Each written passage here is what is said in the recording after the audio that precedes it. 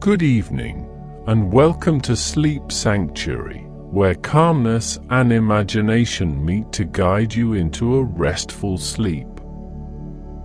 Tonight, allow yourself to drift into a realm of calm, where the day's worries fade into whispers and the stillness of the night welcomes you. Close your eyes, if you wish, and imagine yourself standing beneath a vast sky painted with stars, the world hushed as if holding its breath. This is your time, a moment to let go and embark on a journey unlike any other. Tonight, we'll board the midnight train to nowhere, a train that carries stories and souls, winding through landscapes of mystery and wonder. It was a night much like this one, silent, cool, and endless, when I first saw it. Sleep had eluded me, and the city streets outside my window were quiet except for the occasional rustle of leaves in the breeze. Something stirred within me, an unexplainable pull, as though the night itself whispered my name. I couldn't resist. I slipped on my coat and stepped out into the crisp air, drawn to the small, forgotten train station at the edge of town. The platform was deserted, bathed in silver moonlight. It felt like stepping into a dream, familiar yet surreal. Then, out of the darkness, I heard it, the faint rumble of wheels on distant tracks, growing louder until the train emerged, its sleek black carriages gleaming as though polished by the night sky. There was no destination posted, no whistle to announce its arrival, just the soft, rhythmic hiss of steam as it came to a gentle halt before me. For a moment, I hesitated. Who boards a train with no destination? Yet something about it felt right. The doors slid open soundlessly, revealing a warm, golden glow from within. Without a word, I stepped inside, feeling the weight of the outside world lift as I crossed the threshold. The interior was unlike any train I'd ever seen. Plush seats lined the car, inviting and cozy, while dim lanterns cast a soft, flickering light.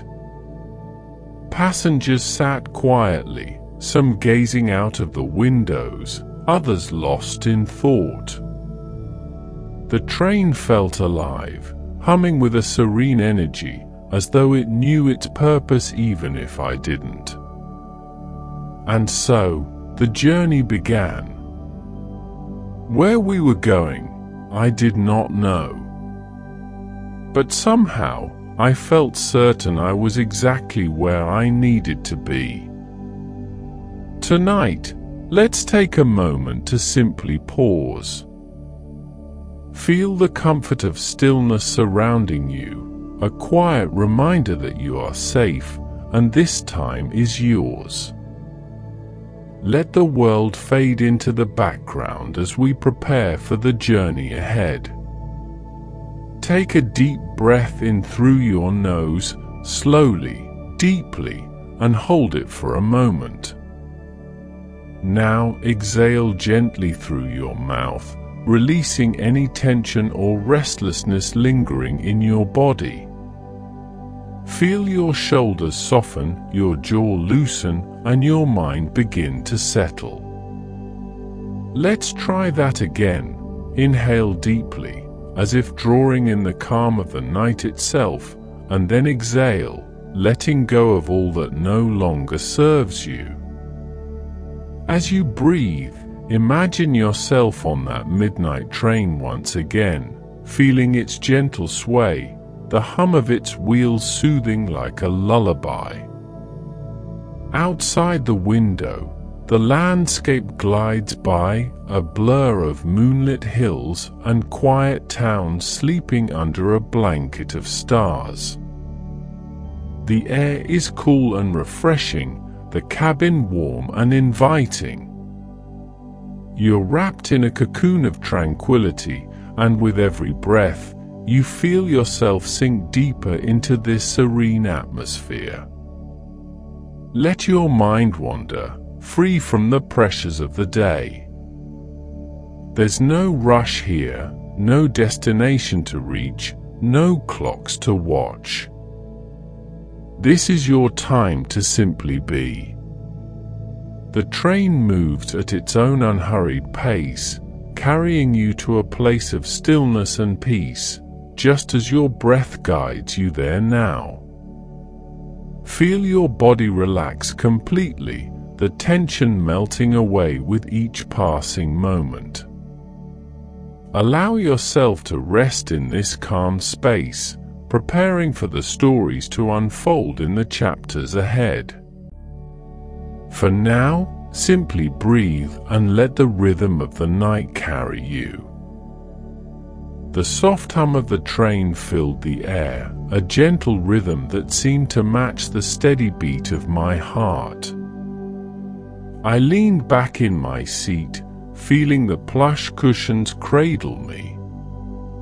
Outside the window, the world was bathed in moonlight, with rolling fields and sleepy villages gliding by like fleeting memories. Time felt irrelevant here, as if the train moved not through miles, but through moments. I let my eyes wander to the other passengers. They sat quietly, some gazing out of the windows, others lost in thought. There was a comforting stillness about them, as though the train had gathered a group of kindred souls, each carrying their own story. I noticed a young woman sitting a few seats away, her hand clasping a journal tightly. Her gaze was fixed on the passing scenery, but her expression carried a quiet weight, as if she was holding back tears. I hesitated, unsure if I should disturb her, but something about her drew me in. Gathering my courage, I leaned forward slightly and said softly, "It's beautiful out there, isn't it?" She turned to me, startled at first, but then her lips curved into a faint smile. "It is," she replied, her voice barely above a whisper. She looked down at her journal, tracing the edges of its cover with her fingertips. "I write about moments like these. They help me remember." Curiosity piqued, I asked, "What are you trying to remember?" Her eyes softened, and after a pause, she spoke. "Someone I loved. We used to dream of traveling the world together, catching trains to nowhere just to see where we'd end up. But life," she trailed off, her voice tinged with sorrow. "Life had other plans. I lost him a year ago. This journal, it's where I keep those dreams alive, the ones we never got to live." Her words hung in the air, heavy yet strangely comforting. I could see the pain in her eyes, but also a quiet strength, a determination to carry those memories forward. "It must take a lot of courage to do that," I said, unsure if my words could offer any solace. She nodded slowly. "It does. But I've learned that love isn't just about holding on. Sometimes, it's about letting go of the way things could have been, and finding peace in what was." Her words resonated deeply, and I found myself reflecting on my own unspoken losses and dreams left behind. There was something about this train, about the people on it, that seemed to draw out the most intimate truths. It wasn't just a journey through the night, it was a journey through the heart. As the young woman fell silent, her gaze returning to the window, I noticed another passenger across the aisle. An elderly man with kind eyes and a weathered face sat quietly, cradling a small wooden box. His demeanor was calm, yet his fingers absently traced the edges of the box, as if it held something precious. Before I could wonder further, the train slowed, passing through a small, glowing town nestled under the stars. The warm light from its street lamps reflected in the man's eyes, and for a brief moment I saw a glimmer of something, a memory, perhaps, or a longing. I realized then that every person on this train carried a story, a piece of their soul that they were willing to share if someone was ready to listen. This was no ordinary journey. The midnight train to nowhere wasn't just about the destination, it was about the connections made along the way. I leaned back in my seat once more, my mind lingering on the woman's words and the quiet presence of the man across the aisle. Outside, the serene landscapes continued to roll by, as if urging us to let go of our burdens and simply be. For the first time in a long while, I felt a strange sense of peace, as though I was exactly where I needed to be. The midnight train glided forward, its rhythmic hum weaving into the quiet pulse of the night. I stared out the window, mesmerized by the world beyond. The moon's silver glow painted the landscape in soft, ethereal hues.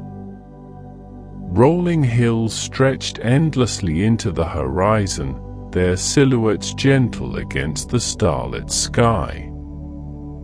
Occasionally, the train would pass through a sleeping village, its cobblestone streets illuminated by the faint glow of lanterns, as if caught in a perpetual dream.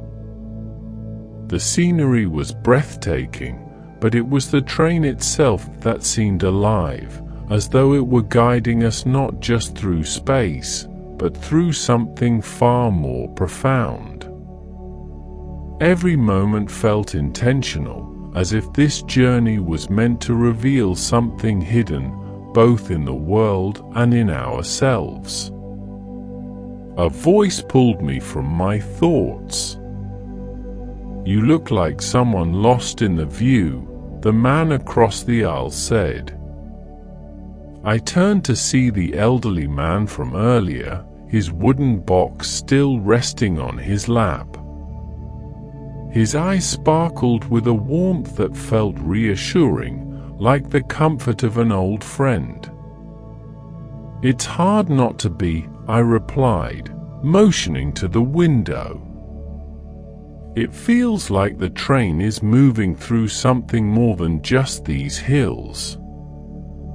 He chuckled softly. "It always does," he said, his voice tinged with wisdom. "This train has a way of showing you what you didn't know you needed to see." I tilted my head curiously. "Have you been on it before?"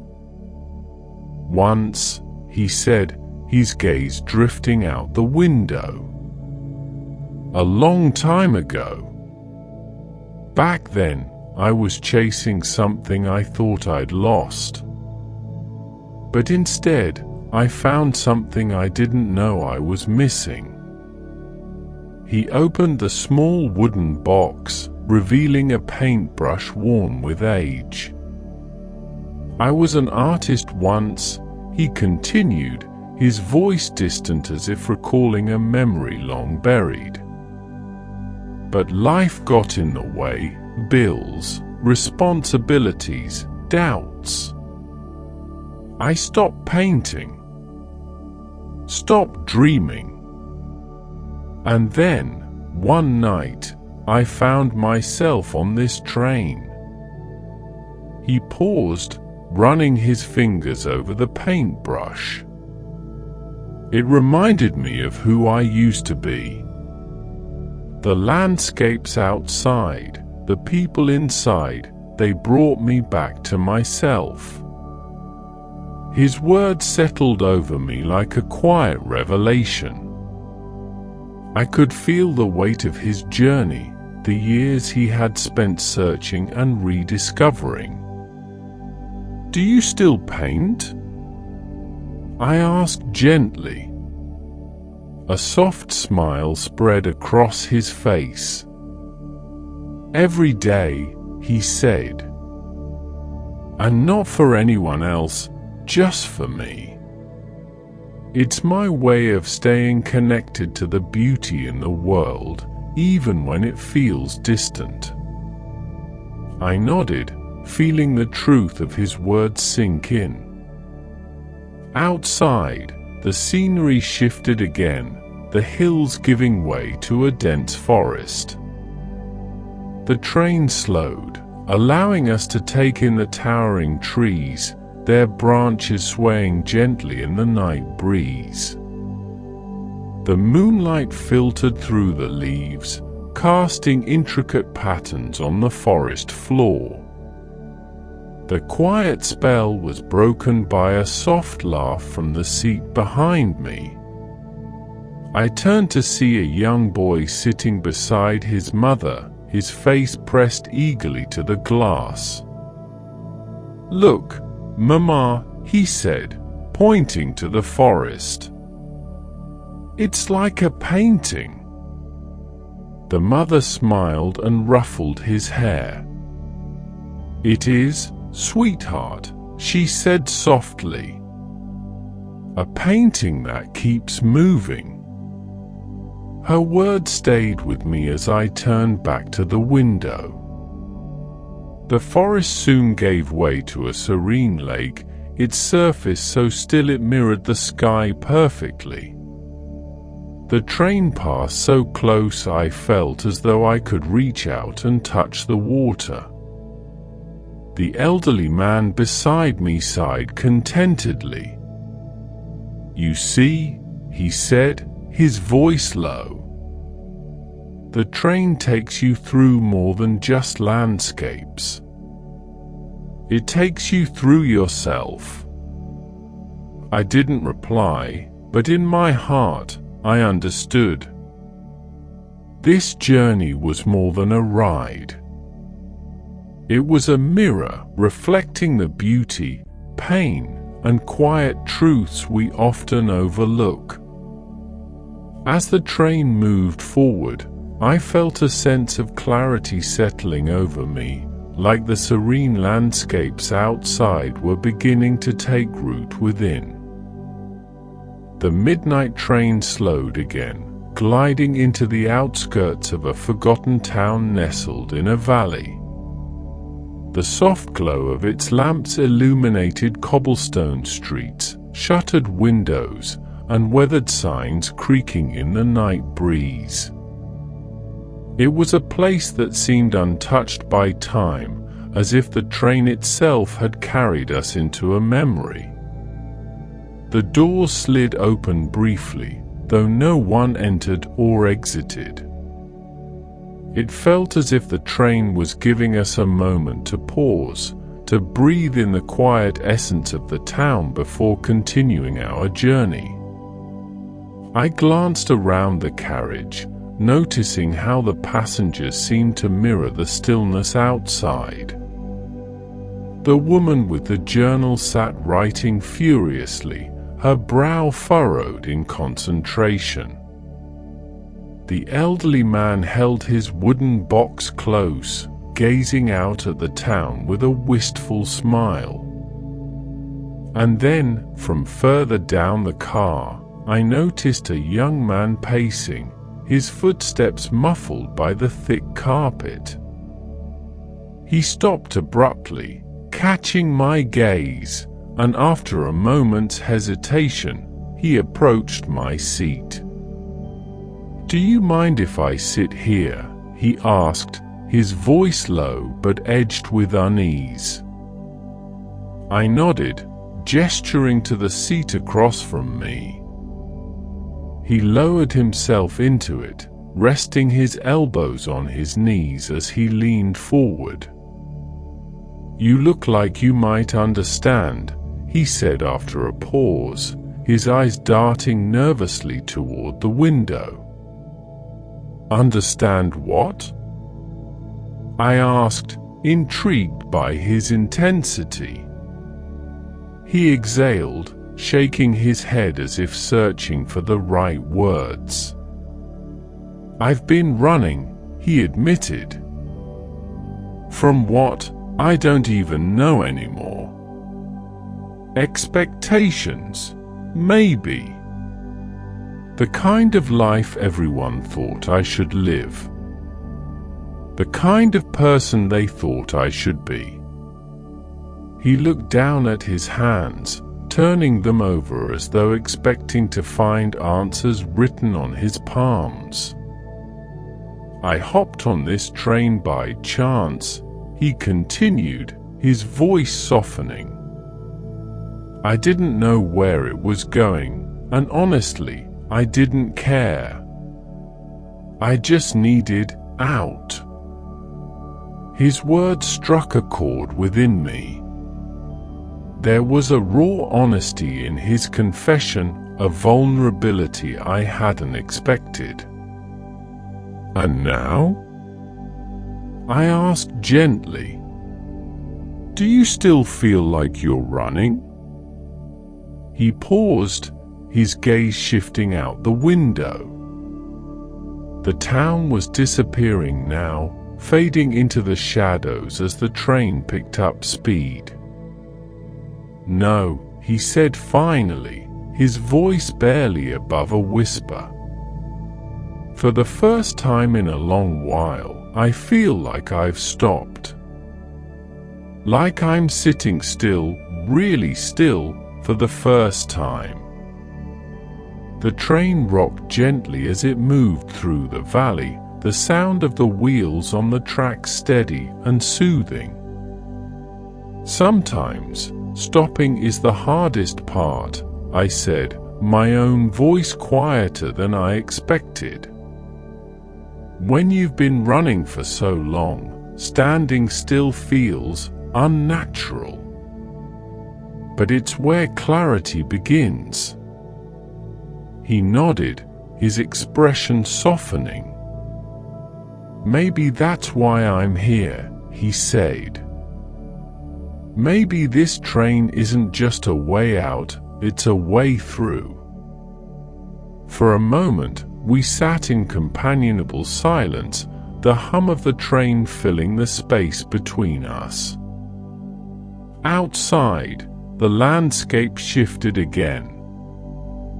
The valley gave way to a vast, open plain, the grass shimmering like silver in the moonlight.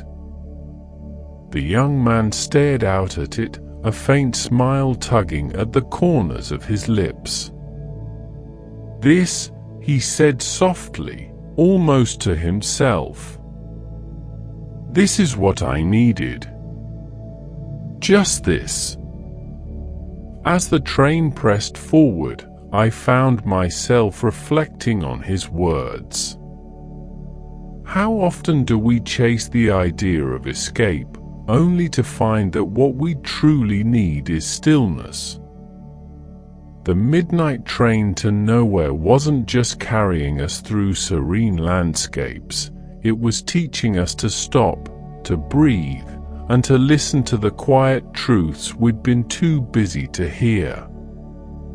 For the first time that night, I realized this wasn't a train going nowhere. It was a train going inward, carrying us deeper into ourselves. The hours seemed to stretch out on the midnight train, each passing minute fading into the next with an ease that felt timeless. I glanced at my fellow passengers, noticing how their faces were softened by the gentle rhythm of the train. They had all found their own space within the quiet of the ride, some lost in thought, others gazing out the window, but all of us connected by an unspoken bond. The train had become more than just a vehicle, it had become a sanctuary, a space where the noise of the world outside could not reach us. As the train hummed along, I felt a subtle shift in the air, a change in the atmosphere that invited conversation. The elderly man across from me, who had been lost in his own thoughts, finally stirred.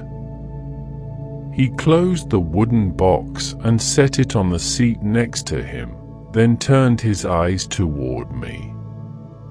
"You know," he said, his voice slow and deliberate, "there's something about this train. It's as if it has a way of making you look back, not just at the road you've traveled, but at who you've been along the way." I nodded, intrigued by his words. "I've been feeling that too. Like there's something about the journey that makes you reflect, not just on where you're going, but on what you've left behind." He smiled, a knowing look in his eyes. "Exactly. It's a journey to nowhere, but somewhere all the same. It doesn't take you where you want to go, but it takes you to where you need to be." I let his words settle in the air, trying to understand their deeper meaning. It wasn't the destination that mattered, it seemed. It was the journey itself, the people we encountered along the way, and the reflections that arose from the quiet moments. There was a peace in that realization, an acceptance of the present, however fleeting it might be. The young man from earlier, the one who had been running from his past, was now sitting with his head resting against the window, eyes closed. He seemed more at ease now, as if the weight of his inner turmoil had lightened. I wondered if he had found the clarity he had been searching for, the stillness he so desperately needed. I turned my attention back to the elderly man. "Do you think we're all running from something?" He nodded slowly, his gaze distant. "I think everyone is running from something, whether they know it or not. Fear, regret, loss, sometimes it's the simplest things that weigh the heaviest. But running doesn't help. It only takes you further away from the truth." I let his words resonate, feeling their weight. How many times had I run from my own truths, distracted by the demands of life, by the constant rush to move forward? This train, this journey, was a reminder to pause, to listen, and to allow ourselves to confront the things we'd buried deep inside. A soft sound broke the silence. The woman with the journal had set her book down, her pen resting in her lap. She glanced up, meeting my eyes with a quiet intensity. "I've been writing about this journey," she said, her voice calm but strong. "About the things I've left behind, the things I've been too afraid to face." She paused, collecting her thoughts. "It's not just about the people we've lost or the dreams we've given up. Sometimes it's about the parts of ourselves that we've forgotten. The parts that got lost along the way."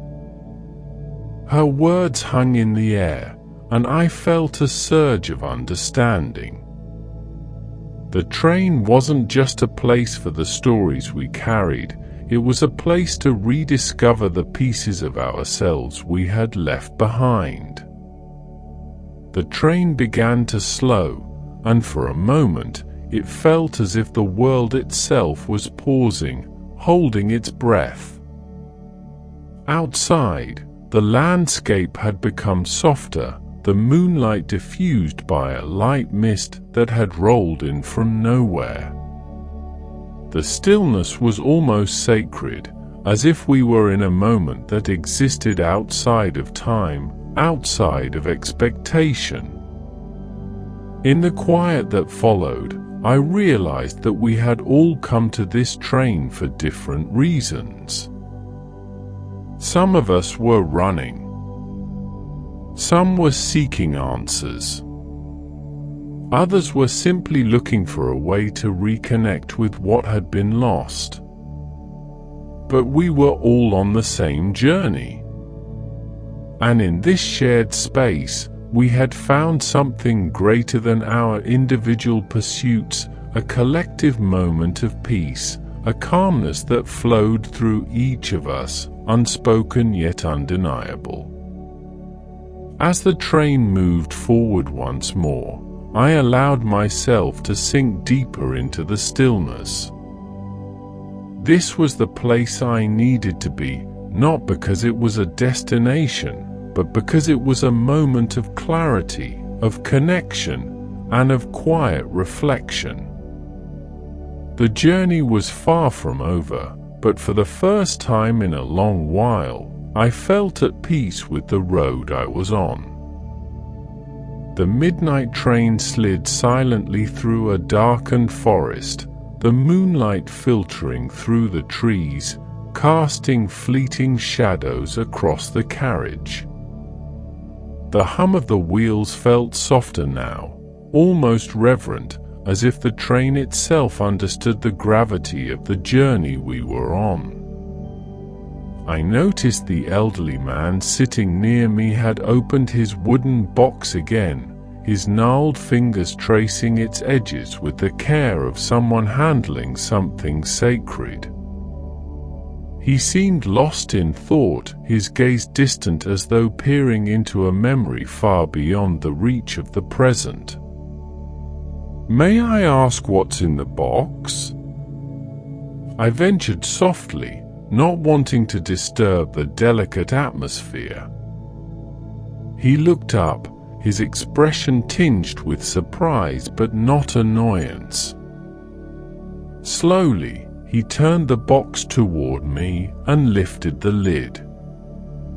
Inside was a collection of faded photographs, a bundle of old letters tied with a fraying ribbon, and a small silver locket. "It's all I have left of her," he said, his voice steady but heavy with emotion. "My wife, Eleanor." I nodded, waiting for him to continue if he wished. After a moment, he pulled out one of the photographs, a black and white image of a smiling woman in a summer dress, her eyes bright with a joy that seemed to radiate from the picture. "She passed away 10 years ago," he said quietly, his fingers brushing the edge of the photograph. "We were married for 45 years. She was my compass, my home. When she left, it felt like I was adrift, like I had lost not just her, but a part of myself." His words carried a weight that settled over the carriage, drawing the attention of the other passengers. The woman with the journal put down her pen, her eyes soft with understanding. The young man who had been running from his past sat up straighter, as though drawn into the story. "I keep these things with me," the man continued, his voice steady but distant, "because they remind me of who I was when I was with her. They remind me of the love we shared, the life we built together. But they also remind me of the pain of losing her. It's a strange thing to carry something that holds both joy and sorrow in equal measure." For a moment, no one spoke.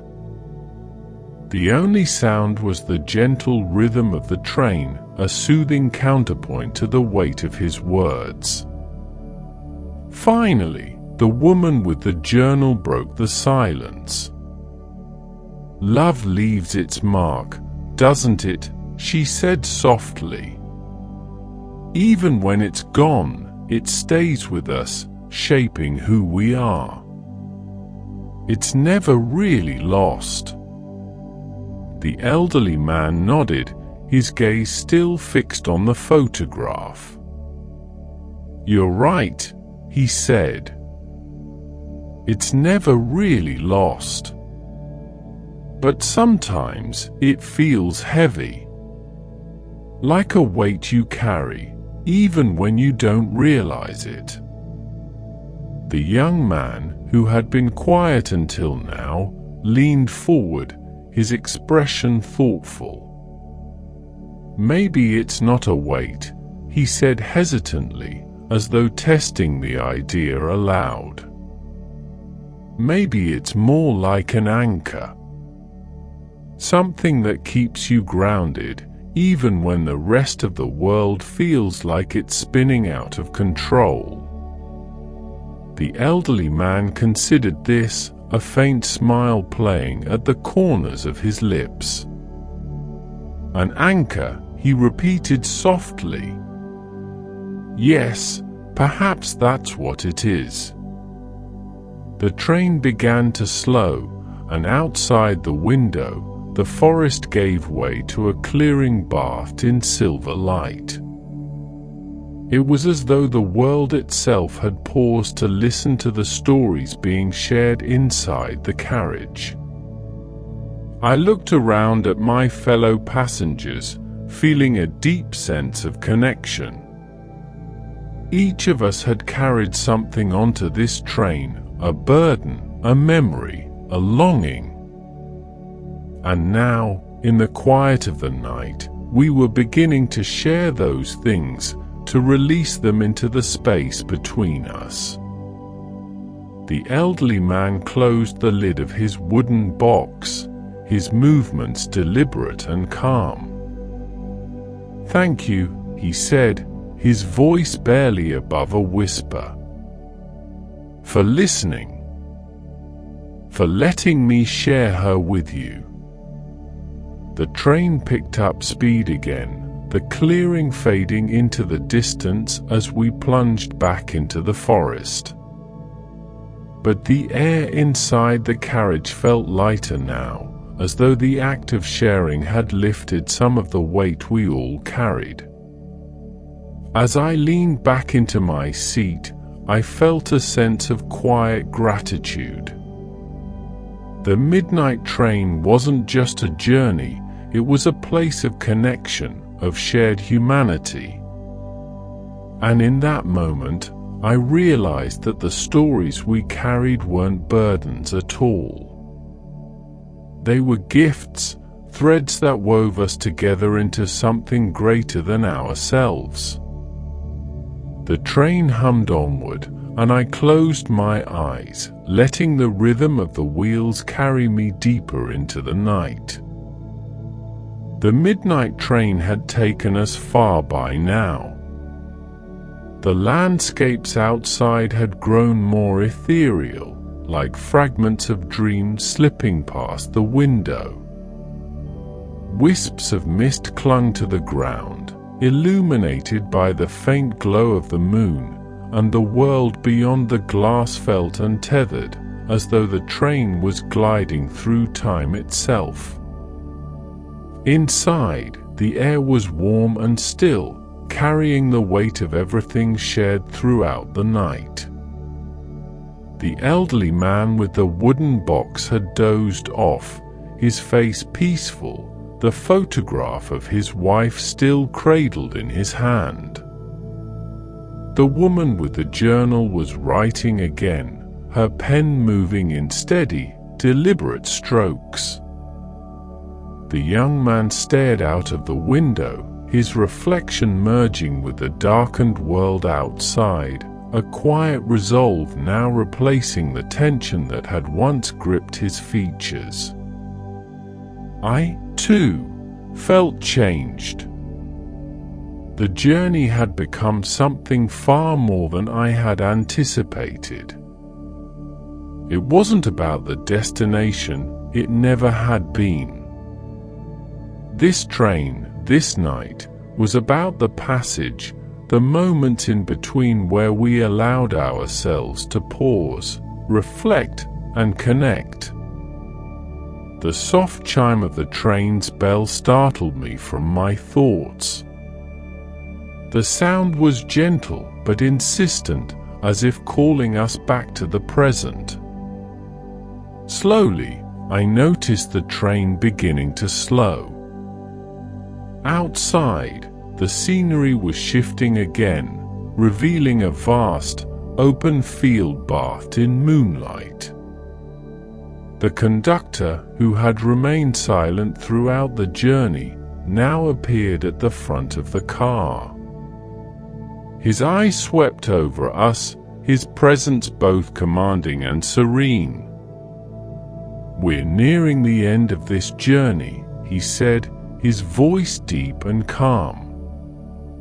"But where you go next is entirely up to you. This train doesn't take you to a place, it takes you to a choice." His words lingered in the air, and I felt their truth settle deep within me. This journey wasn't meant to deliver us anywhere. It was meant to prepare us, to help us find clarity and courage for whatever lay ahead. The woman with the journal looked up, her eyes bright with understanding. "A choice," she murmured, almost to herself. "To hold on or to let go. To move forward or to stay behind." The young man, still gazing out the window, nodded. "To face what we've been running from," he added, his voice steady. The train came to a gentle stop, and for a moment, none of us moved. Outside, the open field stretched endlessly, the horizon blending into the night sky. The silence was profound, as though the world itself had paused to honor this moment. One by one, the passengers began to gather their things. The elderly man slipped his wife's photograph back into the wooden box, securing it with care. The woman closed her journal, tucking it into her bag. The young man rose to his feet, his shoulders squared as if he were finally ready to face whatever awaited him. I stood as well, feeling a strange mix of anticipation and calm. As I stepped into the aisle, I glanced around at my fellow travelers, sensing the unspoken connection that now bound us together. We had all boarded this train as strangers, but we were leaving as something more. The conductor opened the door, and the cool night air rushed in. One by one, the passengers stepped off the train, disappearing into the moonlit field. When my turn came, I hesitated, looking back at the carriage one last time. It felt as though the train itself was alive, watching us with a quiet, knowing presence. "Thank you," I whispered, though I wasn't sure who or what I was addressing. Perhaps the train, or the passengers, or the journey itself. Perhaps all of it. Stepping down, I felt the cool grass beneath my feet and breathed in the crisp, clean air. The field stretched out before me, infinite and full of possibility. I didn't know where I was, but for the first time in a long while, I didn't need to. The train let out a soft, low whistle, and when I turned back, it was already fading into the distance, its lights growing dimmer until they disappeared entirely. I stood there for a long moment, gazing at the open horizon. The journey had ended, but something new was beginning. I could feel it in the quiet stillness of the night, in the lingering warmth of the connections we had made.